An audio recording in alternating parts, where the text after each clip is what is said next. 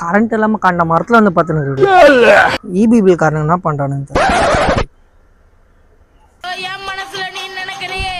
Office போனதுக்கு கால் பண்ணுவாங்க. Hello hello யாருப்பா? சார் இபி பில்லா?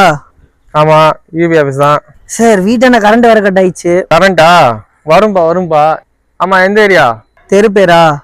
தெரு பேர்லாம் ஏன் கேக்குறீங்க? கேட்டா சொல்லணும்பா. எந்த அதுக்கேற்ற கரண்ட் இருக்கா இல்லைன்னு சொல்ல முடியும். காணாம போன தெருல இருந்து பேசுறேண்ணா. அந்த தெருவாப்பா? காணாம போது தெரு நம்ம டிரான்ஸ்ஃபார் வெஞ்சிருச்சு, அது பார்க்க தான் கிளம்பிட்டேன். நான் டிரான்ஸ்ஃபார்மர் வச்சுச்சுன்னா நாங்க என்ன பண்ண முடியும்? கரண்ட் எப்போ வரும்?